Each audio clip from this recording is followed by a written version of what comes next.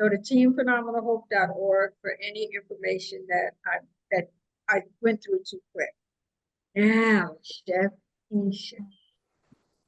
Chef Keesha was on last year, and I'm telling you, she made sweet potato quesadilla, and I'm like, sweet potato in the quesadilla? Oh, goodness, that thing was smoking good. And I'm going to have to read a quick bio because she's done too much and is doing too much for me to remember. Magnifying page.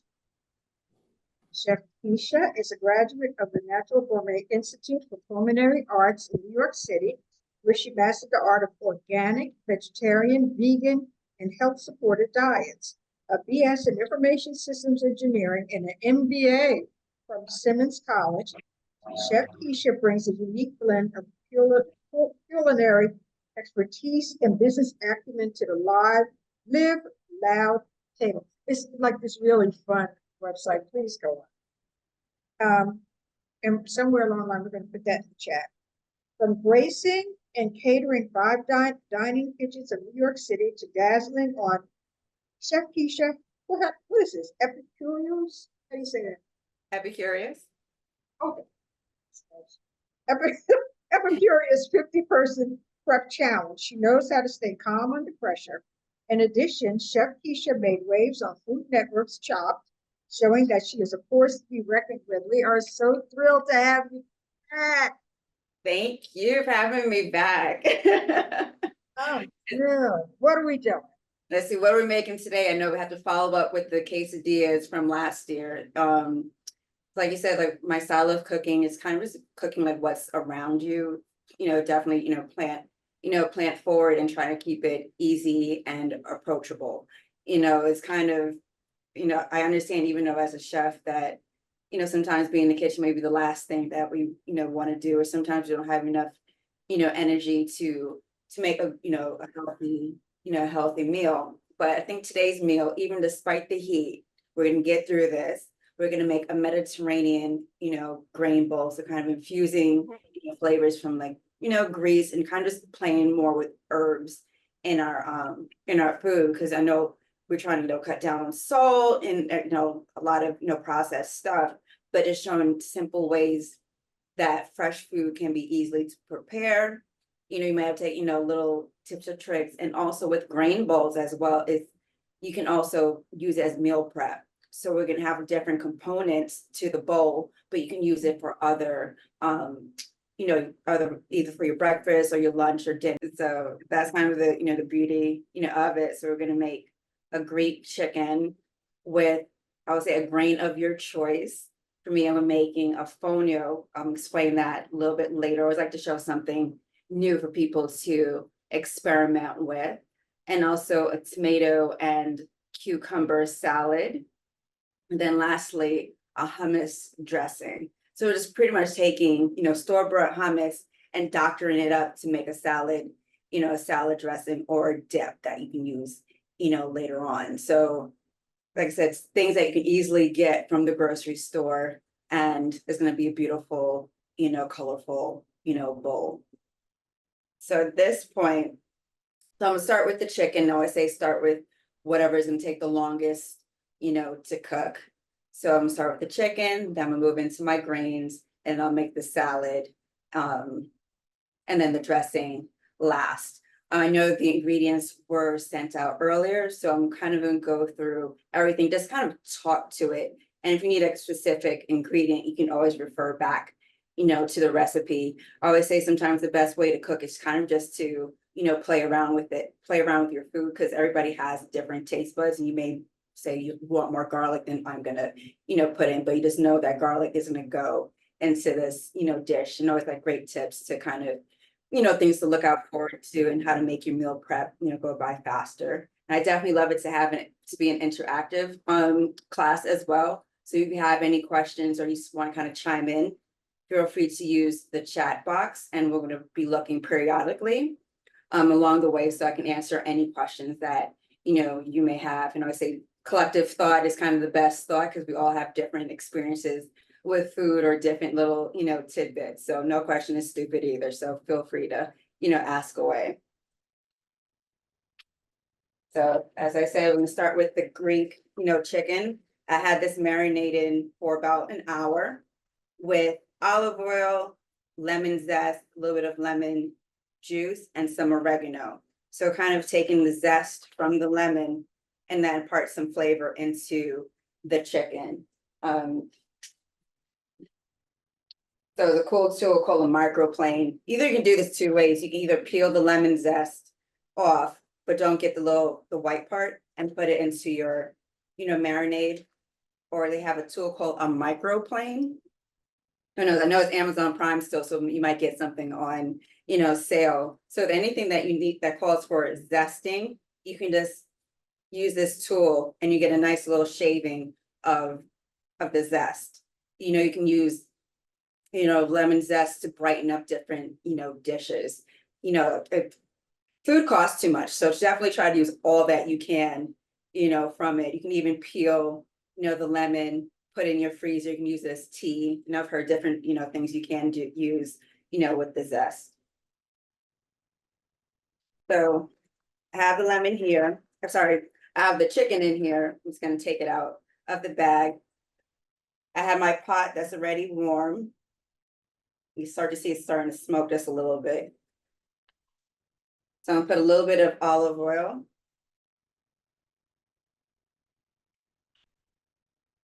Not too much.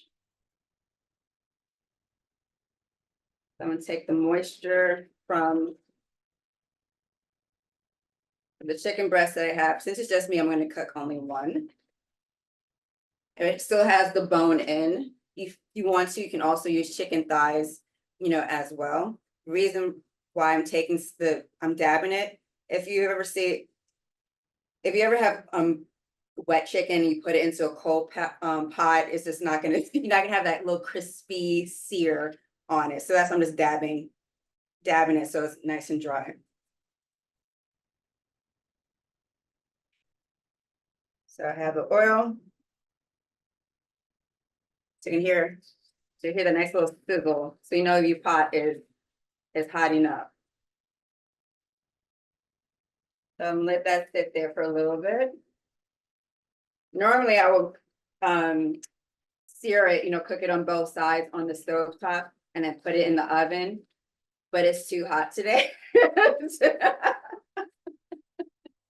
So in this moment, I'm just gonna try to keep it on the stove as long as possible to hope, to cook through. The reason why you do that is it actually helps the moisture stay in when you put it in the oven. But sometimes it's gotta do what you have to, do.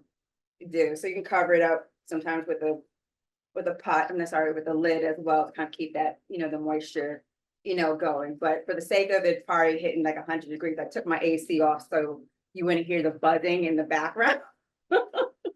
You know what? Honestly, turn it on. No, you can hear it right. It's right next to it's funny because they updated my unit. So the unit is like literally right next to my laptop. So I think it'll be slightly annoying, but you get used to hot kitchens. It's kind of what the life is about, but make it even more hotter, it just kind of beats, torture. But nonetheless, just knowing that you can always start your, chicken or protein on top of the stove and put it into the oven if you're cooking, other things. And people say, oh, how do you not get your chicken breast to come dry? That's usually, one way. And also to not, as simple as it sounds, to not overcook it. It doesn't need to be cooked for too long, especially if you have chicken breast that is off, off the bone. So you don't want to overcook it, then you get that little rubbery, texture. So you don't want that to happen. But yes, but marinating your chicken, or if anybody's a vegetarian, another fun, you could also put like chickpeas in a grain bowl. So that also is a source of, protein. So you can take some chickpeas, dry them off, put a little bit of olive oil, the lemon zest, the lemon juice in it as well. And if you want to take it a step further, you can even look into making roasted chickpeas as well. So add a little, do the same thing and put them into the oven, about 375 degrees. And you start to see them shrink up and get nice and, crispy. So if you don't want to use croutons, you can use like crispy, chickpeas as well. So little, tips and tricks of things that you probably already have and just use it in different ways. And just put a little bit of, salt and pepper, maybe some cayenne, some Cajun spice blend. The whole world can make out of some chickpeas. So While you're doing that, I have a question. What made you focus on natural, vegetarian, heart healthy meals?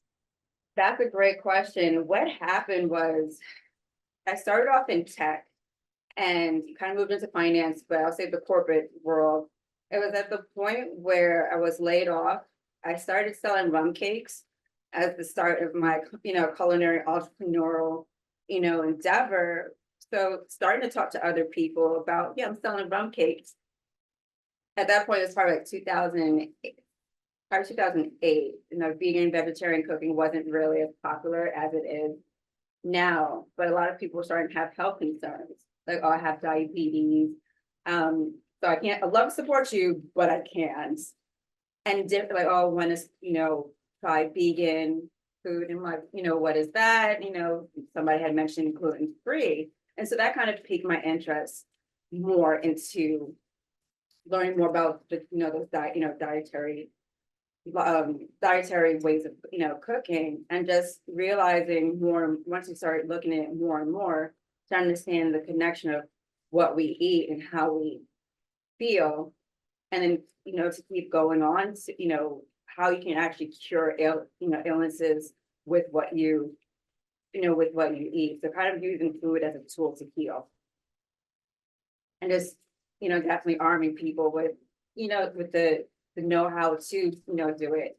And just knowing that, right, you can love to cook, or just even if you go out to, to eat, you can ask for different things, or just not being afraid to experiment with different types of food. I think for me, seeing people, like you go into the grocery store, you have this whole thing of produce, but we probably only use maybe like string beans and spinach, but there's so much more to experiment with. And so we don't get bored with our food.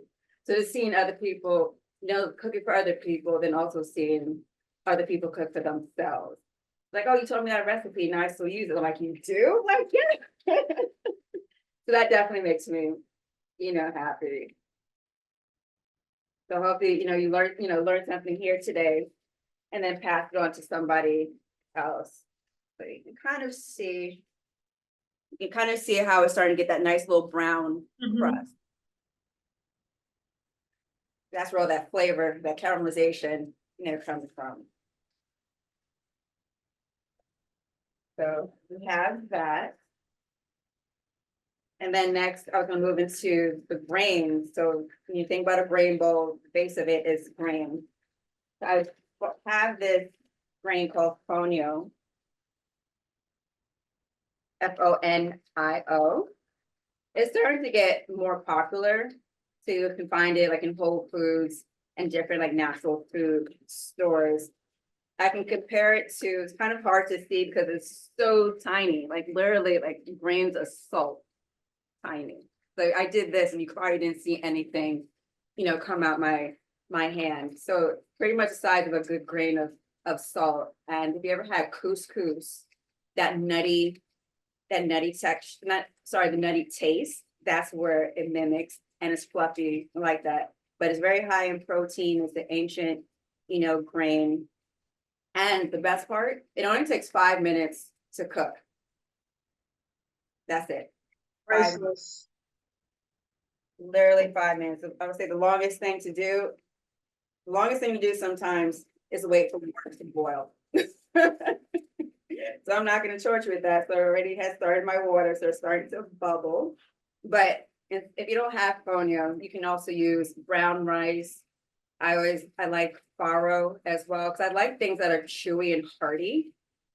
And so usually when, you think about healthy cooking, you always feel like, hear the whole thing, I'm still hungry at the end.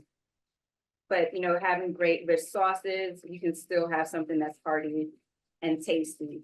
And with this bowl, you can use so many different things and swap it out and kind of make it what you want to make it. But I definitely wanted to highlight, fonio, just kind of to show something else that we can we can use and doesn't take that long, you know, to cook.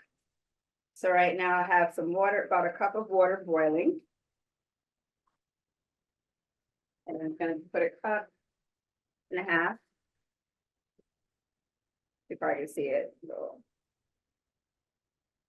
And I can use this, so I would cook it, but I'm not gonna eat all of it. I can make it into a porridge for like the next day, add a little bit of maybe coconut milk or some almond milk and stretch it out and use like a morning cereal. I guess you could do that also with rice too, right? Yeah.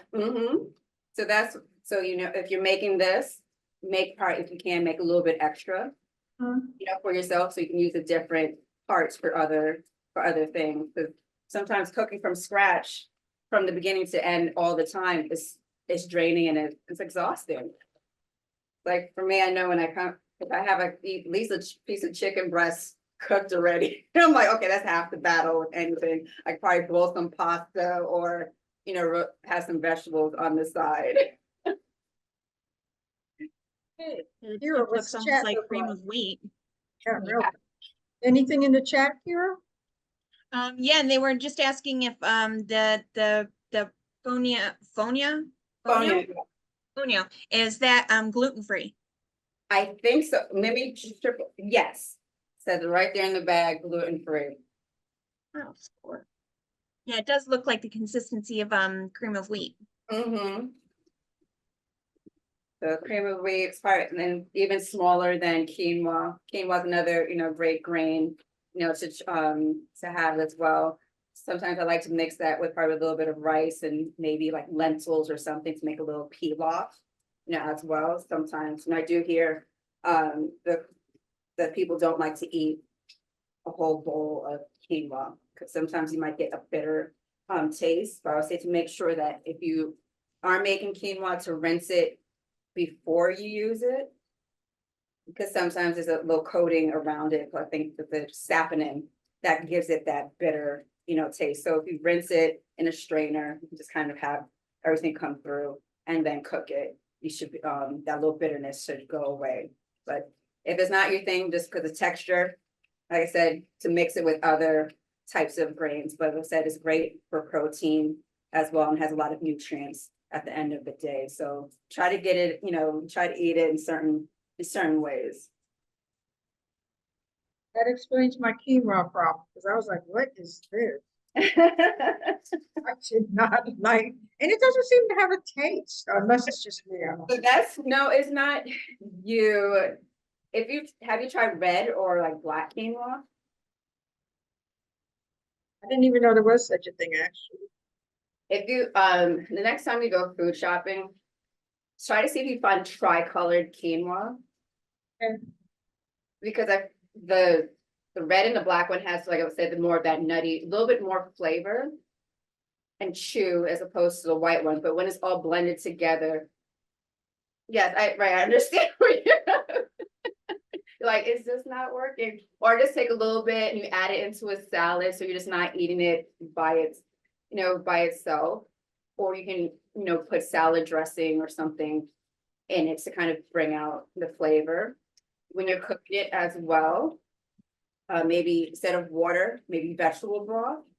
So then your grains are taking in that, you know, flavor as well. So it will help, you know, give it some life, because if you're cooking quinoa and water and nothing else, it's going to be boring. I totally understand. Yeah, it was pretty bad. You're like, what did I do and why am I wasting my money on that? No, and that's just where I went with my cheap self-centered.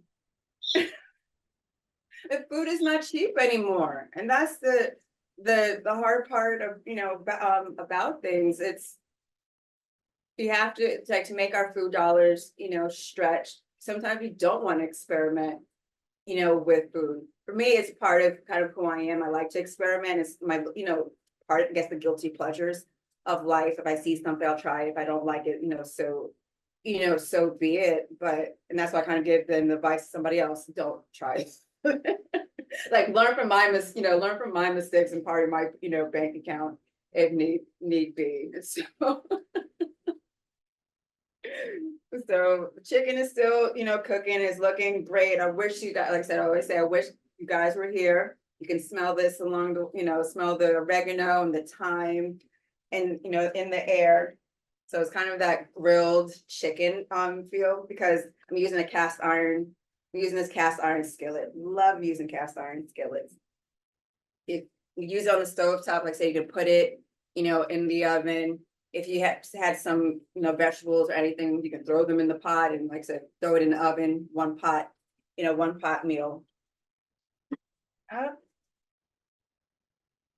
So let me show you.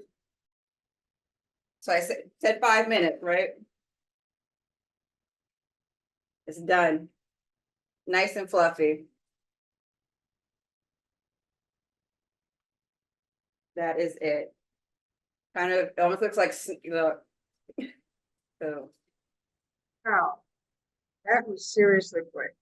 that was quick. The only thing I did was have my water slightly boiling because I didn't want you, sit here, wait for the water to boil. But once you put it in, it's very, it cooks quickly.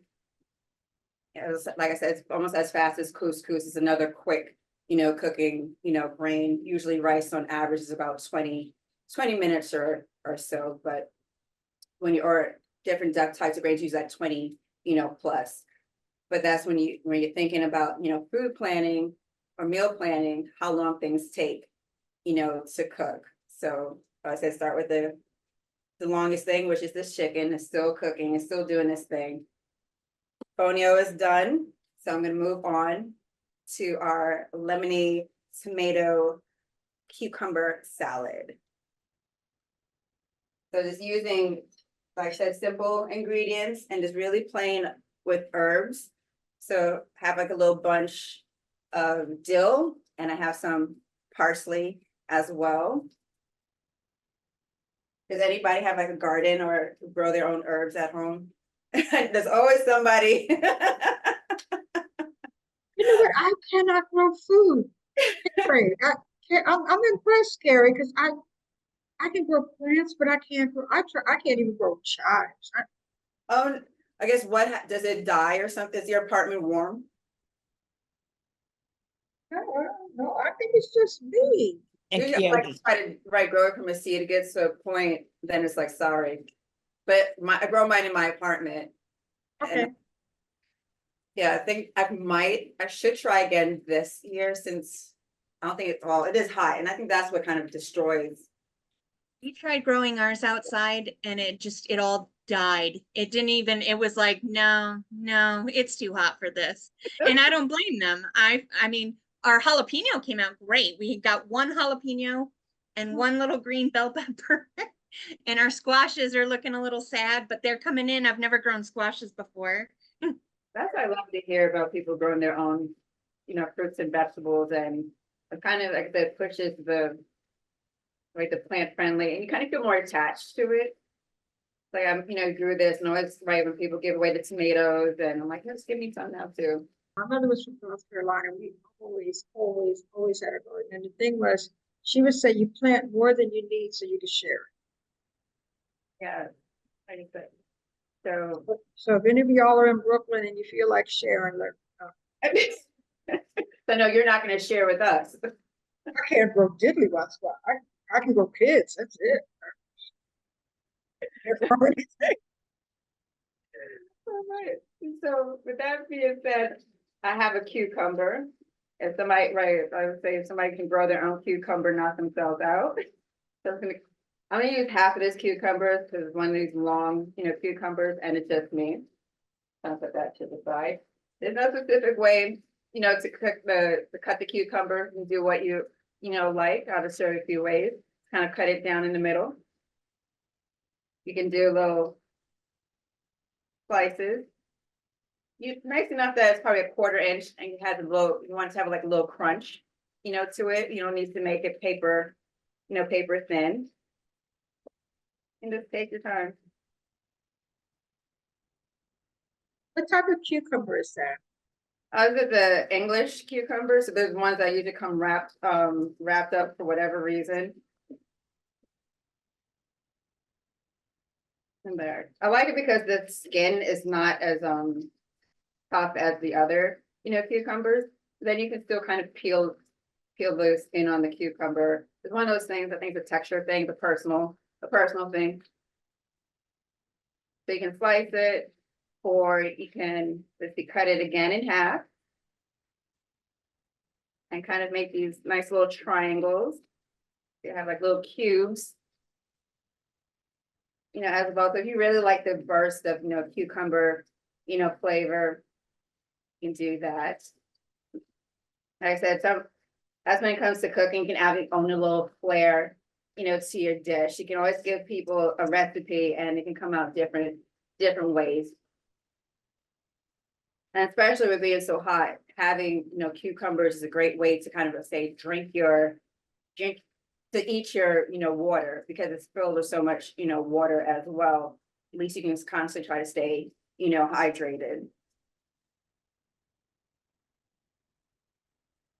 And then sometimes, we may not like to drink water or beverages, but there's other ways to kind of like say to be hydrated as well. And then also I have little grape tomatoes as well. You can also use different types of tomatoes, whatever you have on hand. And I'm just going to cut them in half. And another little trick I always show people, if you want to cut multiple tomatoes, you kind of hold it with the palm of your hand and then slice it halfway through. So then I'm just cutting a bunch of them at the same time. And there you go. But, it takes a while to have, I guess, that confidence and not to be afraid that you're going to cut your finger off. But not too bad. Slice it there. I'm just gonna do a few more. Do you buy your food from a farmer's market or do you go to the regular store? A mixture of the both. I live in the South Bronx, and it's kind of cool that there's a couple of farmers markets, or that I can get certain, pieces of, produce, and then I go, pepper it in with things from the conventional, stores as well. And then there's Amazon where you can get your groceries delivered. There's so many options. But then it's great to see what's in season as well. So that's like, going to the farmer's market and you get to talk to the farmers, seeing what they use, with their, produce. You're trying to watch the pesticides that are on your food. Sometimes, they say that, buy organic, the organic doesn't have any pesticides, but farmers have to pay for those certain certifications. They may not put the stuff on, but they can't go through the process that bigger companies, go through. So sometimes having that relationship, with, farmers, and it's kind of get to know them, what's coming in season, about their farming practices and, what they believe in. That's one thing that I love about living in New York. You can pretty much go to like I have favorite fruit and vegetable stands because I like the quality. Yeah, was right there on the corner that. Yes. I love them. I mean, 3 huge peppers for $1. You can't beat it. Can't beat it. Because they don't have to pay for, store space, so they can kind of mark down their food, and this is what they have. This is it. Yeah, yes. Love it. I love it. So I have a red onion. Right, they just go there, right, say hi, they give you a little plastic bag and you keep it, going. But I wonder, is that just a New York thing? I don't think I've really seen, there's a certain culture, like every corner has a, fruit and veggie person. Yes. Yes. But those are not in New York. They're probably thinking like, what the heck are we talking? I know. Okay. Yeah. You know what? That's true. I never thought about that. Okay. Certain things you're like, dude, I don't think everybody else has this. And it didn't even occur to me. In New York, those of you who are not from New York, on almost every other stand, there's a little stand. It's like a fruit and vegetable stand, really. And a lot of it is outside, even in the wintertime. And you could buy fruit and vegetables so much cheaper. But the thing is, you know which one to go to. Because, after a while, it's like, this stuff is not that. The onions are terrible, but you can go there for the tomatoes. Right. And it's, Correction, Lenise. yeah. That's New York in the city. Us upstate New Yorkers, Oh, no, yeah. Okay, yeah. Y'all are different. we don't have all that fancy bougie stuff, okay? We live across the street from the farms, or at least we did. Now I'm in Pueblo, but back in the day, I mean, but still, that's the rest of us of New York do exist. that's right. I'm so sorry.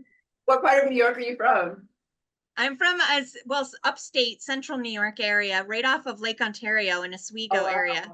Nice. So not too far from there, but I was born in Staten Island.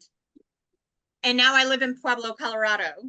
Oh, So you know what? While Keisha's cutting, I'd like to know, maybe from other people around the country, do you have farms or do you have fruit and vegetable stands? Unmute yourself and let me know. because then that's a discussion as well about, food deserts. Yeah.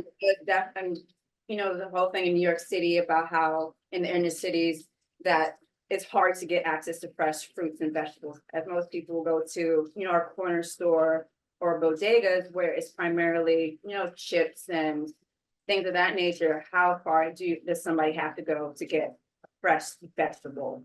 And then when those stories kept coming out, it was kind of mind blowing after a while. I think everybody has access to fresh fruits and, vegetables, the corner things, things in the corner, but it's gotten better over the years. Yeah. But still, certain things we do take for granted are access to quality food. And that's, like I said, like even the things that, we're making today is nothing that's outrageous to, hopefully it's not outrageous, to find, getting, tomatoes and cucumbers. Sometimes when you talk about eating healthy, it's usually the idea of we have to spend so much money or we have to, jump through so many hoops and barrels just to kind of, live a healthy lifestyle. But we do have to be mindful of overall what people in general have access, to as well. I think too, different parts of the country have different things that they focus on. I know when I go south, and there's no place like the South for barbecue. I mean, it is, so different areas have different things, and but the way food costs, I think that, best value right about now, best healthy value is this, because it is so, is that still cucumber? No, oh, this is dill. So I'm gonna start Oh, to okay. herbs to put into. Because I was gonna say, it's a skinny cucumber, okay. I hope not. Times are hard though. There are droughts and stuff. You never know what you're gonna get. And we have to support our farmers. Yeah. Food is, we need to support our, never mind marrying a doctor, marry a farmer, an electrician, a car mechanic, or a farmer. There's something. Yes, I'm not a part of one act. I know a couple of people that are part of their local food co-op. I've been on a waiting list for 10 years. A waiting list for a food co-op? Yeah. My name is probably off the list by now because I never really kept up with it. I was just flabbergasted, but I had to go on a list. Wow. So that is fun.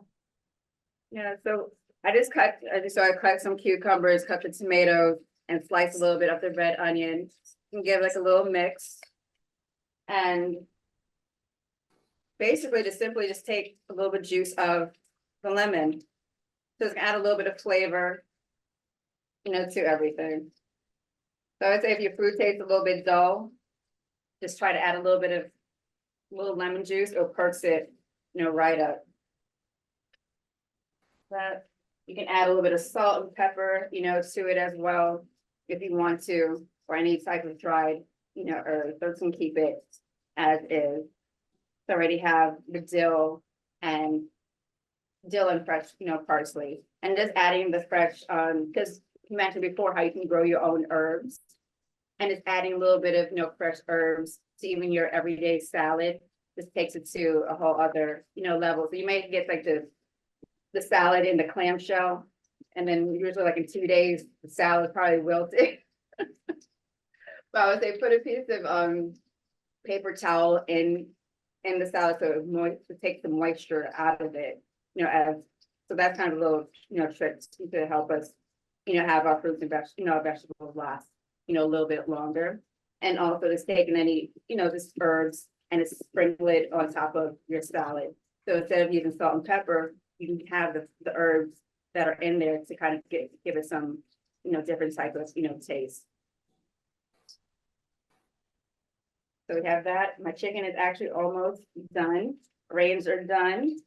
We have add a little olive oil here as well. There we go. And got my pepper.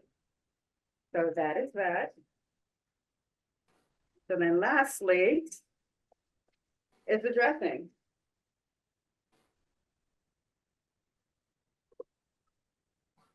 So another bowl. And like I said, sometimes you may just buy hummus. So if you ever have made her like tahini dressings, that's kind of where kind of say the Dr. version for this hummus dressing has come from. Because sometimes we don't want to have so many different, I'll say, components lying around if you only use it once. So how we take the things that we may already have and create transform into something else. So you may buy hummus at the store, or you may make your own hummus. If you just add a little bit of water, a little bit of apple cider vinegar, and you have a dressing that you can drizzle onto anything. So I just put a little bit of this hummus. And you can use like any type of, hummus as well. If you have a favorite brand, or I know they come in different, flavors like roasted red pepper, garlic. Like I said, you're eating it, so use whatever you like to. So that's a little bit of garlic powder. And then also I have some apple cider vinegar. I usually try to buy the ones that have the mother in it. So we talk about how, apple cider vinegar has all these magical health properties. But if you're buying the ones that are processed, I'm gonna say Heinz in particular, they don't have the mother in it. So you won't get the, the healing properties of having apple cider, vinegar. Are you saying the mother? Mm-hmm. What's Yeah. the mother? You're not gonna really see it, but you can see these things floating in this vinegar. And that's how when you make vinegar, it starts to coat with the mother, and then it kind of ferments and everything else. So it doesn't look appealing, and so that's why sometimes you have brands that kind of take it, out, but that's the good stuff you kind of actually want. But mother, like that's my mother. So that's the thing with, you might be able to see it. And this red thing says with the mother. So not promoting, brags, but they usually are known for having, the mother in it. But if you happen, wherever you may, go, just to see on the bottle with the mother. So that's what one of those things you're looking out for. So I was putting a little bit of apple cider vinegar in here to kind of set the acid to kind of brighten up the dressing. Anytime you make a dressing, it's usually going to call for some kind of, vinegar in it. So just using apple cider. But since it's healthy, kind of make that little extra point. So I have that first. And put a little bit of lemon juice, because can't go wrong. And salt and pepper. I'm gonna leave out the salt because that's what we're trying to do. And I'm gonna put a little bit of water. And you kind of whisk it, and you just put a little bit more and more so you just know what consistency that we're looking for. There we go. Just to thin it. Yeah.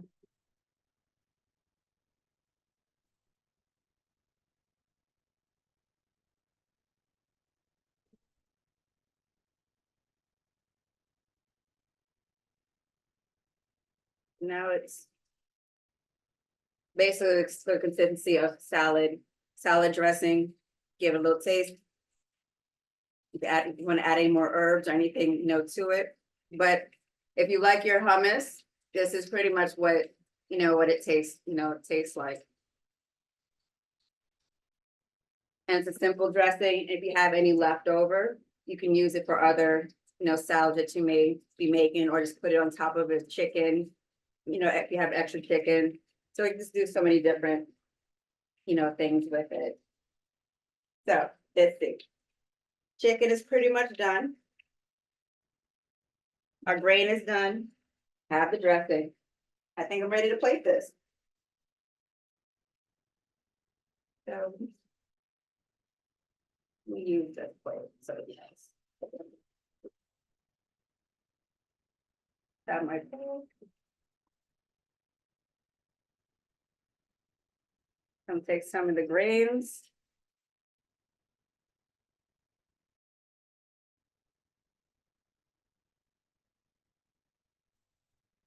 So one of the cool things we did we said in culinary school was like grains, greens, and protein will make a complete meal. So anytime you look at your plate, you just kind of remember that. Do I have all these, different components? At least you're on a certain, you can eat. I can eat my food. But at times, right, you have a slice of pizza, you're like, well, maybe I could add some spinach or something, to this. So my green is spinach. I'll add a little bit to it, or you can use like arugula or kale.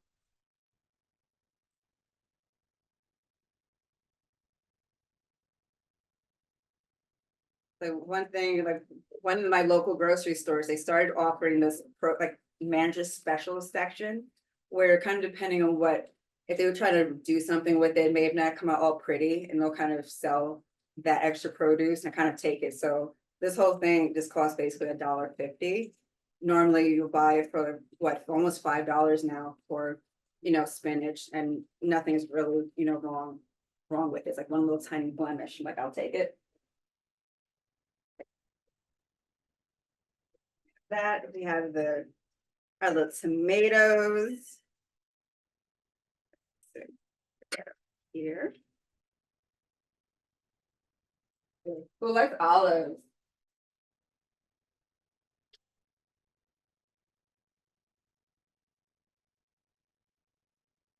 Add some olives. I'll put that just right on top to give it like a little extra.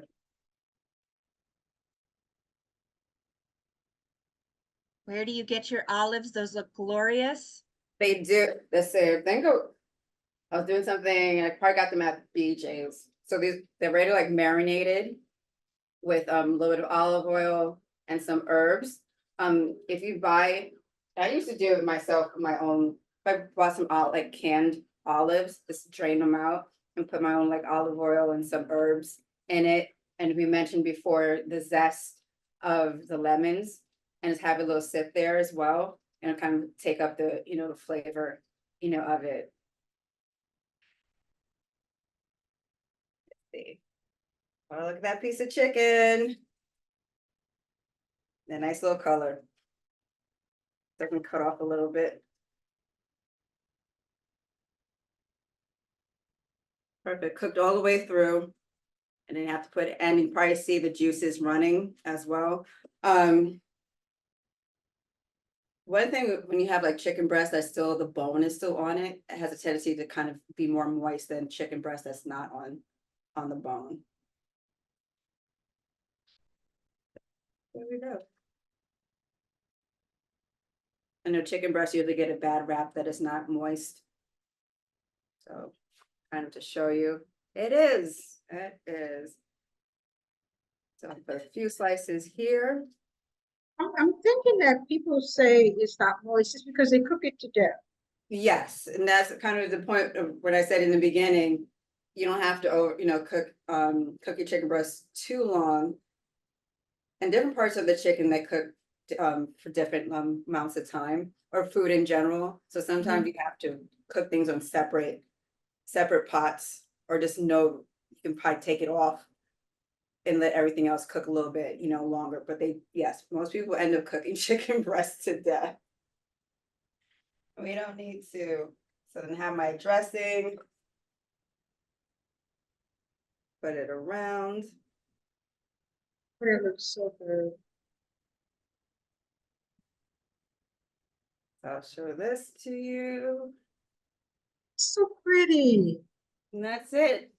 And like I said, you make it customizable to what you personally, want. It's just really just embracing using, fresh herbs and everything else. And you can have a beautiful meal within an hour. But if you break up the different components and you're not doing this on a Zoom, you can probably get through Right. probably get through this, faster. Like, right, whatever. I say sometimes if you're cooking something, cook a little bit, more. You could, right, you might have some rice already left over. What can you, or whatever grain you have, what can you do to build, on top of it.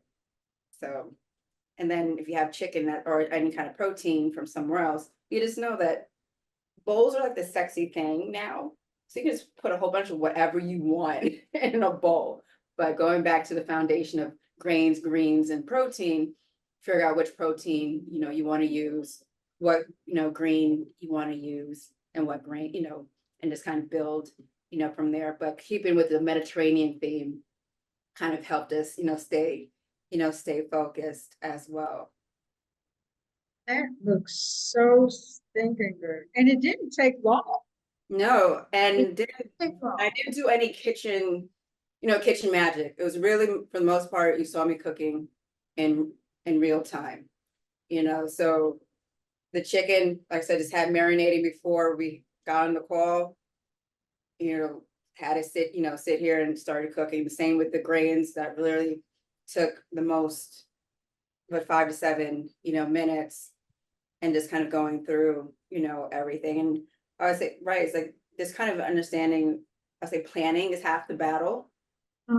It's like sometimes we're like, oh God, what we want to cook, and then end up ordering Uber Eats, because sometimes you don't want to. It's like I just want to pick something and let it, appear, at my doorstep. But just kind of getting that habit of just having like little things here and there in your fridge, ready cooked to kind of cut down the time or the aggravation. Because it does get aggravating. Like, what am I going to eat today? Oh my goodness, I have to make something from scratch from beginning to end. Yeah, Like I like to, like something's gonna match. yeah, It's gonna come out. Like, all right, if I close it, something already is gonna be cooked in there. I'm like, I like to cook chicken breast. I like to cook a bunch at one time. mm-hmm. So that all I could do is just pull it out. Oh my gosh, that looked wonderful. Honestly, Kara, have you seen anything in the chat? Because I have some questions. No, just thank you for a lovely hour, Alice says. Charlotte says it all looks wonderful. She can't wait to try the hummus dressing. That looked Yeah. really good to me too. But I love Mediterranean anything. Like, oh my gosh. I love gyros. I love them.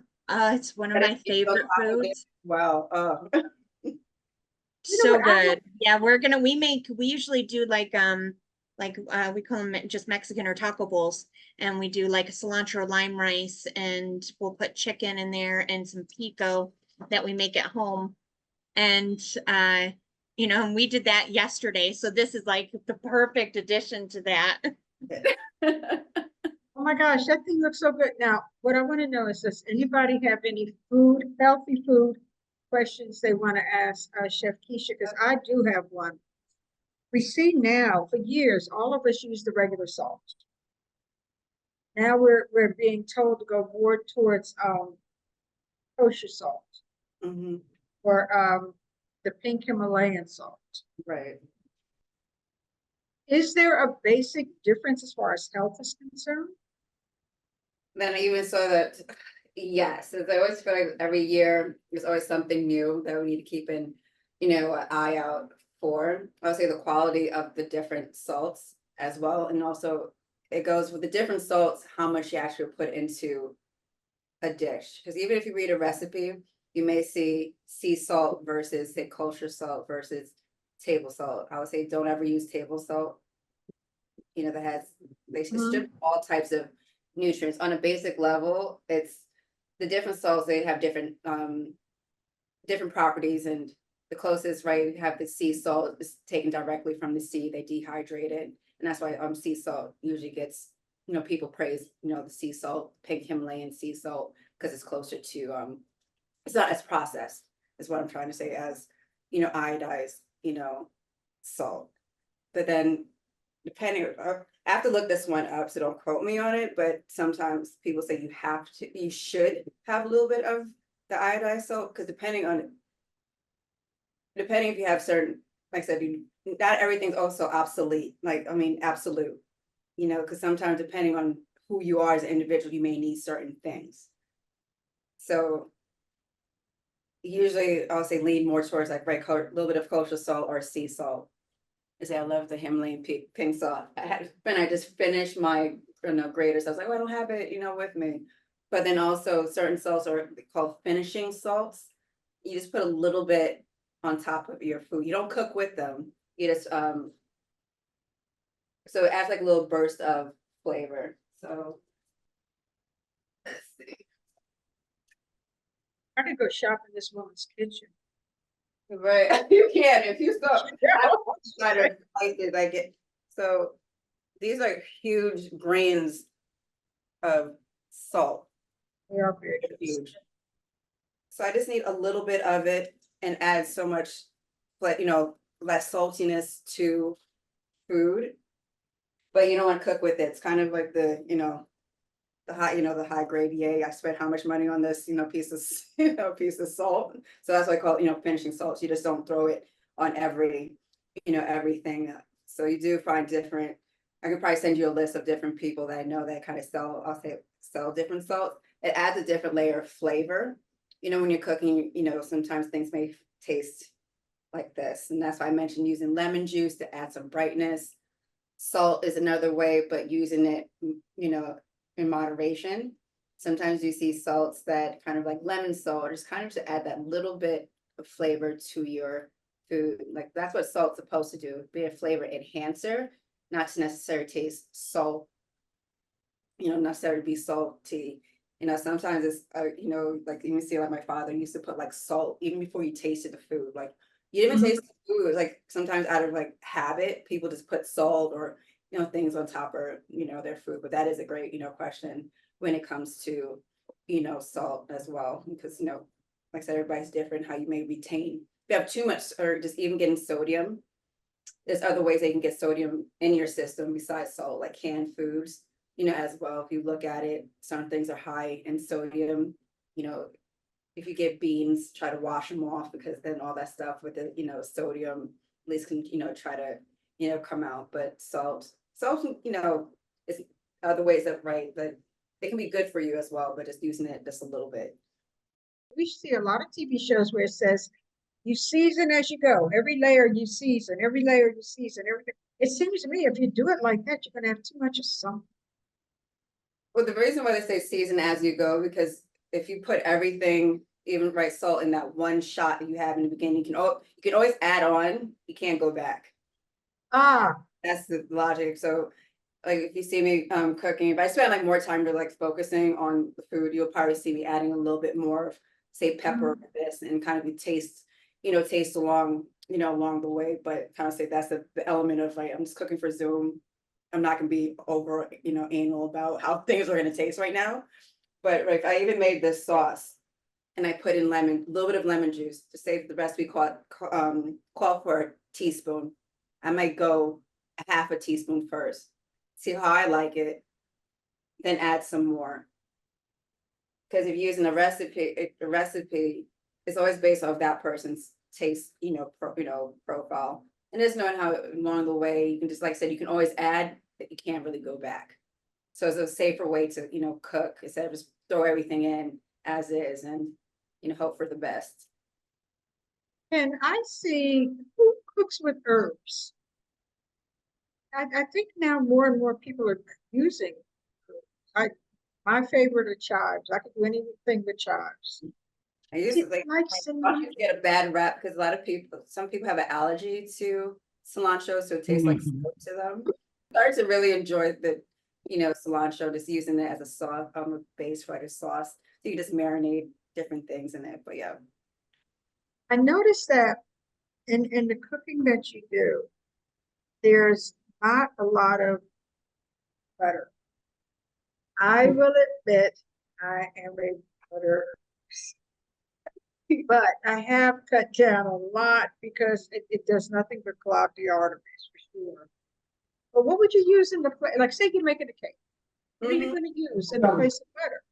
I love butter, don't get me wrong. Some good butter. Oh yeah, I sit there Irish butter. if I wanted to, but my body doesn't like the butter. But to swap out butter, and depending on what you're swapping out for, because it needs to be a thick fat coconut oil, unrefined coconut oil. For cake, there's olive oil cakes. So nice olive oil will taste great in a cake. There's also vegan pantry has exploded over the past couple of years, and you can literally do like a 1-for-1 swap with vegan butters. They, it's a whole thing. Even cheeses as well. That's a hard, definitely a vice of mine is cheeses, but there's a lot of different cheeses that are made with nuts, as well. That I went to this conference and I sat and just ate a whole bunch of cheeses, and it was scary of how advanced some of this stuff has become, and in a natural way, because you can have some of these products that are filled with soy and food coloring and all these things just so they can mimic what we're trying to get rid of. Like for me, it's kind of trying to eat as natural as possible when I can. Like, why am I gonna swap out eating meat for something that's just like fake and